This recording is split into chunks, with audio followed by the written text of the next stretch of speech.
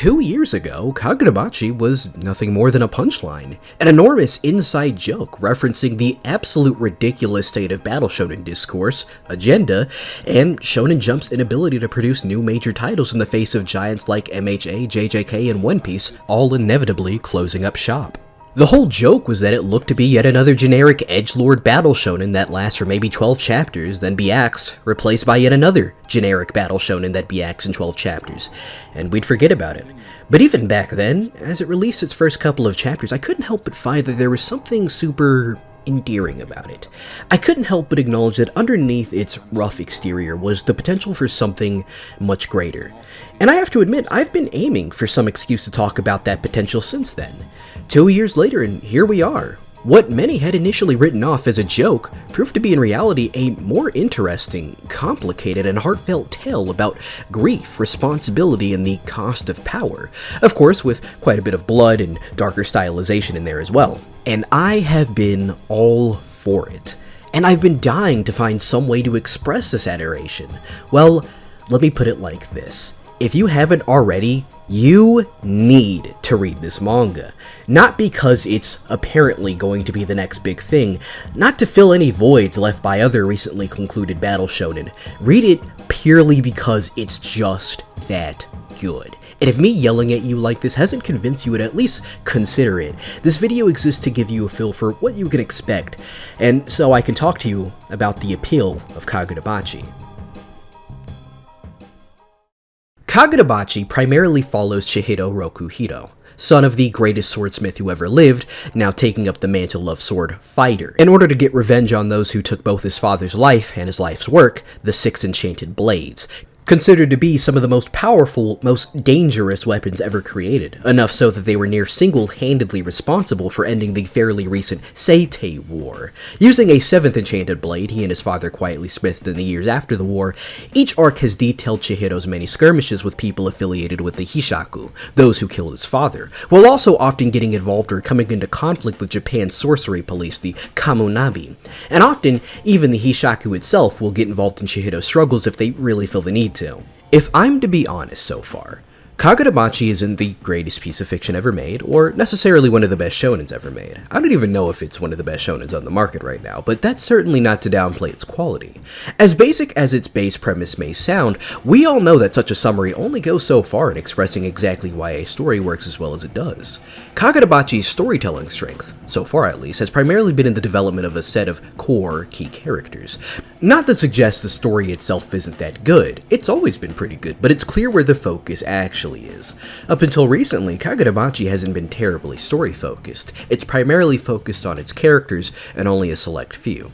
Of course, Chihiro is ground zero in this case. When this manga was first unveiled, I can't imagine any of us were expecting this cold, stone-faced, katana-wielding menace to prove himself to have such depth. For that appearance of an edgy loner to be nothing more than a facade for a lonely yet big-hearted young man desperate to find some meaning in the loss of his father.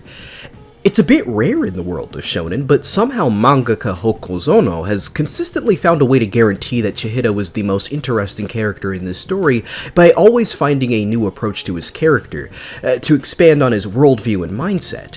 When we're introduced to Chihiro, he fits quite perfectly into the expected role that I imagine many assumed he would upon the reveal of that first piece of promotional art of him drawing his blade with a menacing glare.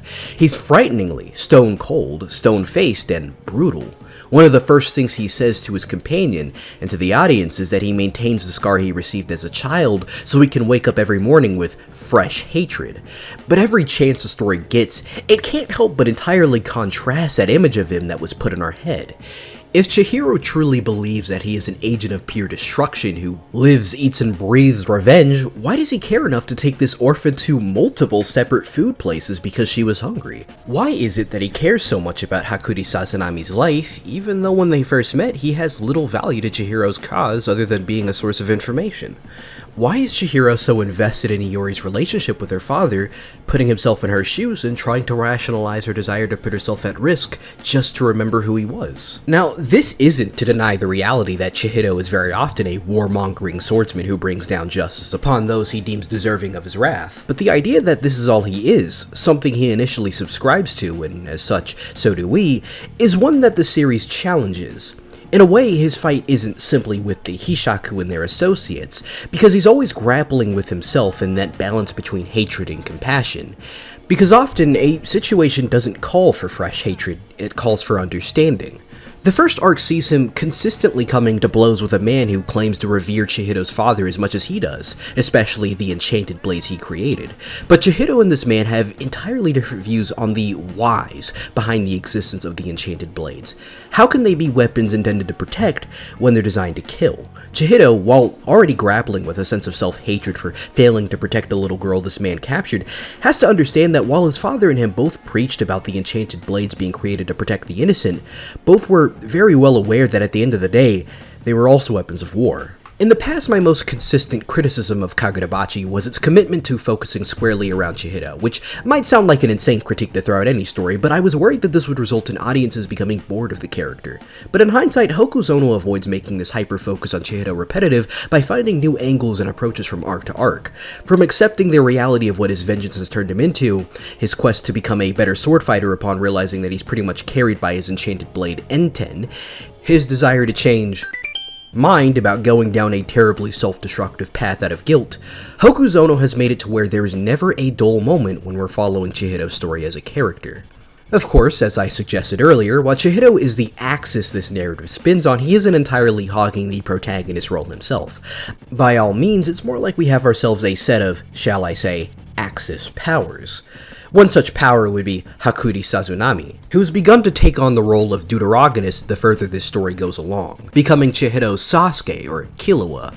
Personality-wise, he's actually more in line with your expected shonen hero. Bright, bouncy, completely good-hearted. Even if he wasn't such a fascinating character in his own right, his demeanor just perfectly bounces off of Chihido, resulting in a dynamic between main characters that I describe as simultaneously fun on a character writing level, but also very sincere on a character exploration level.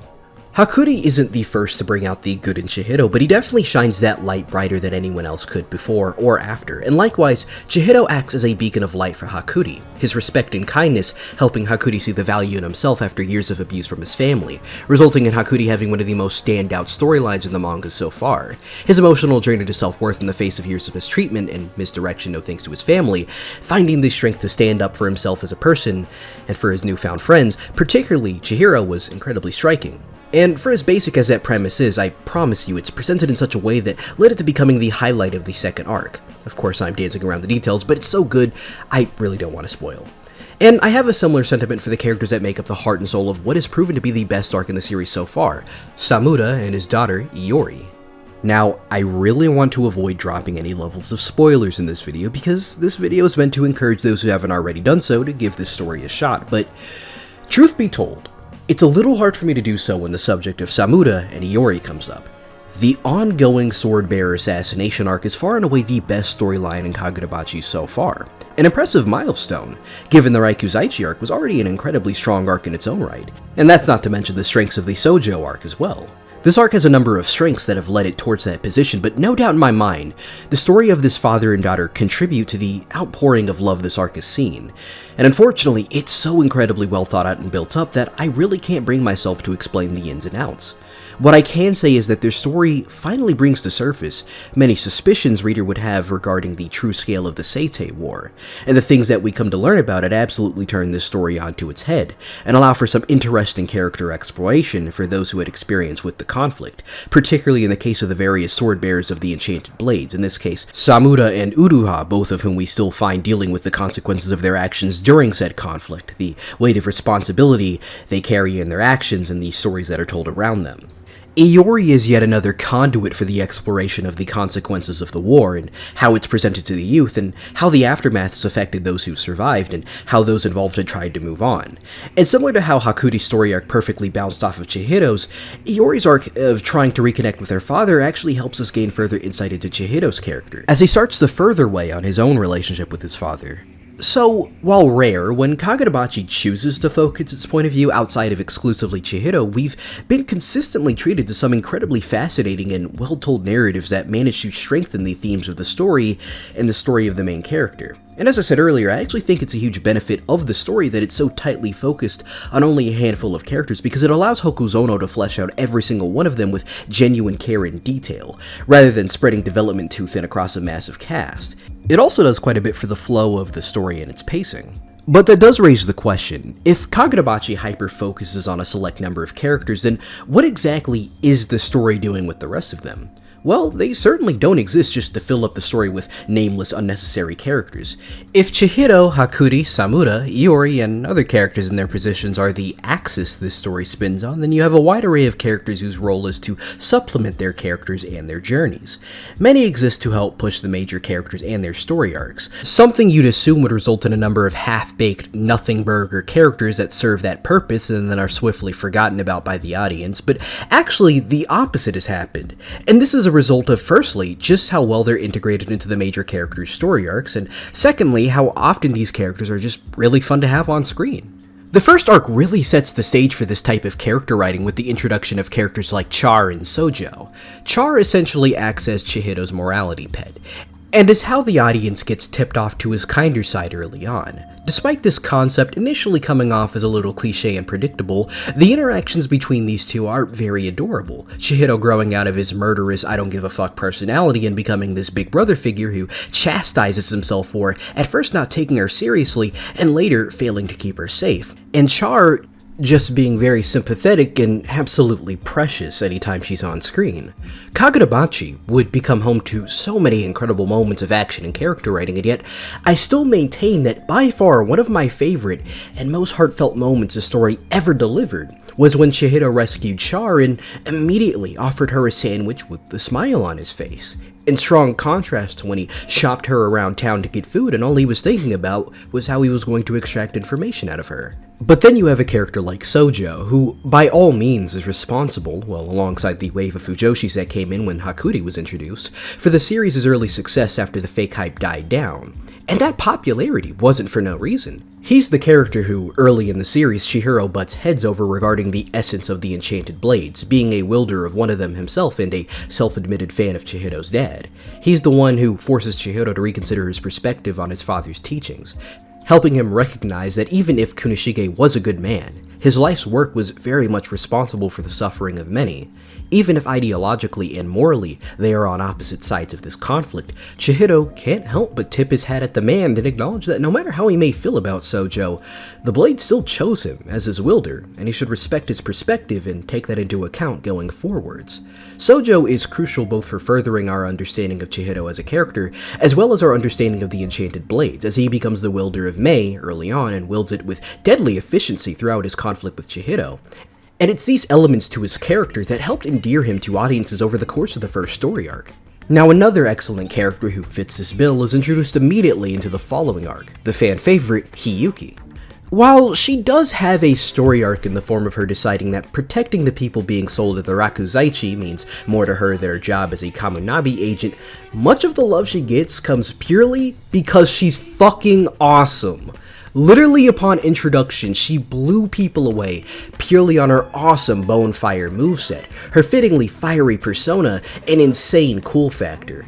I really don't have much to say about her because she's someone who, in my eyes, has always very much spoken for themselves as a character. Her dynamic with Chihiro being the hot-headed opposition to his cool-headed calmness was incredibly welcome during the climax of the second arc, and honestly, I was under the impression that these two, alongside Hakuri, would become a sort of trio, in the same vein as Naruto, Sasuke, and Sakura, or Itadori, Megumin, and Kugisaki. Alas, we haven't seen Hiyuki in like a year now. Here's hoping she'll return soon. I can't imagine what she's up to right now.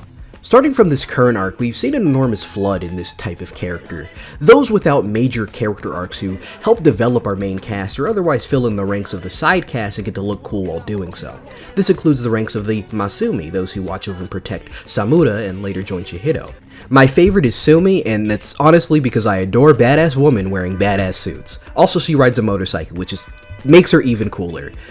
Ro is also really funny though. Ro's like 22, but he looks 10. Though, suppose I don't really have much room to talk because people still mistake me as a middle schooler even though I am also 22. The Kamunabi has introduced us to characters such as Natsuki, who gives us more insight into their role in the Seitei War and how that's affected those who were somewhat close to it. His one-sided rivalry with Uruha is very funny, but also a means for interesting character for the both of them.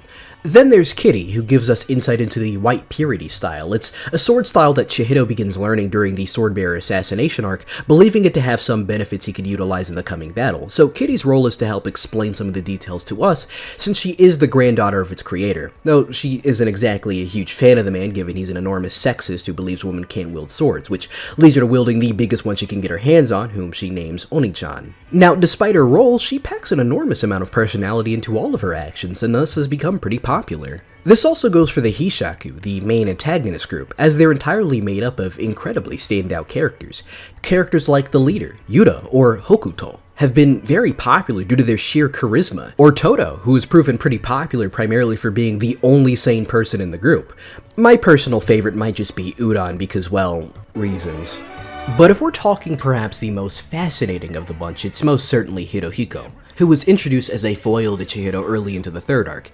Hirohiko is interesting. When introduced, I and many others read him off as a knockoff of Mahito. Sadistic, creepy yet playful, cool-headed, but underneath that veil of simplistic familiarity lies the potential for something much greater, and I think Kagurabachi fans are finally catching on to the insane future this character might have. When we're introduced to him, he's absolutely obsessed with this idea that he and Chihiro are one and the same, that Chihiro is somebody that only he can truly understand, somebody only he can truly call a friend.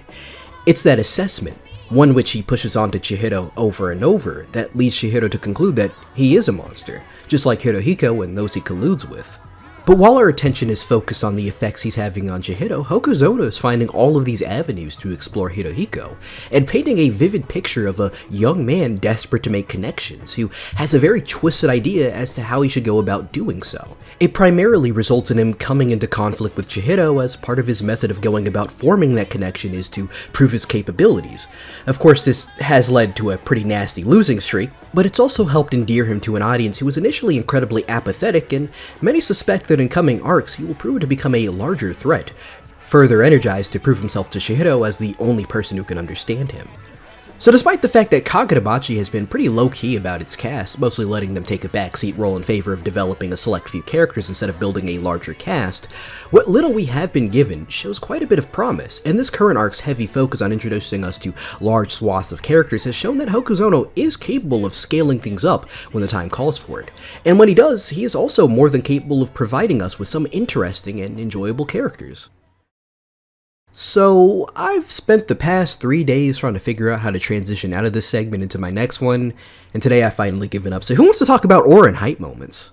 I feel in this modern landscape of shonen manga, everyone is trying to inject some sort of style into their works to punctuate their differences from their contemporaries. It's led to this current generation feeling the most distinct from the style many of us expected from shonen as recently as 10 years ago.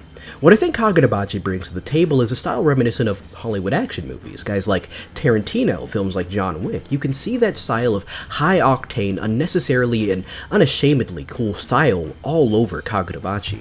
And while I certainly could leave this discussion at "it looks cool, therefore you should all read it," I actually think it goes a bit deeper than this. I have been throwing around this idea for a number of months now, where I talk about a phenomenon from One Piece which I believe was absolutely critical for its success and its high-quality storytelling. You know when, like, light hits a prism, and it causes a smaller light ray to jet into a much larger, more colorful light ray? One Piece arcs, I feel, build and build and build their stories, but then instead of the story simply jumping from point A to point B, you hit point A and a half. A significant, emotionally decisive moment happens that pushes the story into point B that gets audiences significantly more invested, because that moment hits home the reason we should care. I'm talking about scenes such as the Arlong Park walk. I want to live, will you still call me your friend? These moments are like prisms that reflect light, amplifying the emotions of what came before.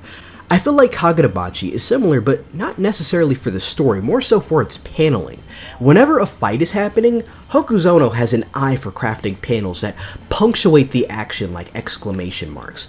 My favorite recent example is the four-way brawl between two members of the Hishaku and the Kamunabi, an insanely cool action set piece, capped off by this insanely raw-ass panel of all the combatants just standing there, all battered, bloodied, and just taking in the current situation. This is all over Kagurabachi, and it works because it ensures the story always peaks in ways that feel both emotionally charged and visually unforgettable, keeping readers hooked beyond just the plot. And I could be here all day on this subject. There's so many great scenes. Kagurabachi has been very fascinating to see developed, going from a pretty inoffensive new manga release at an unusually huge boom period for the medium of Japanese animation, only known for its JPEG of its main character drawing a sword, to a manga able to draw people in with its amazing fight scenes and cool panels, but keep them reading with its character development while simultaneously commenting on things such as the death of the author or Japanese war crimes. I could probably go further about the themes of this story too, because there's a lot of interesting meta-commentary at play in this manga, but I've never really been a themes person, so I'd rather let someone else handle that subject for me. Really, I just wanted to try to pitch this series as best I could to an audience unfamiliar with this story, because I really think this is a story worth your investment. And if all the rumors are true about an inevitable anime adaptation by the same studio responsible for the Horse Racing Girl anime that looked way better than it has any right looking, we may very well be looking at one of the defining animes of the 2020s right here, jumping up there alongside Jujutsu Kaisen and Demon Slayer. But honestly, even if Kagurabachi never gets an anime and remains niche forever, I'd still be here saying the same thing. This manga is absolutely worth your time.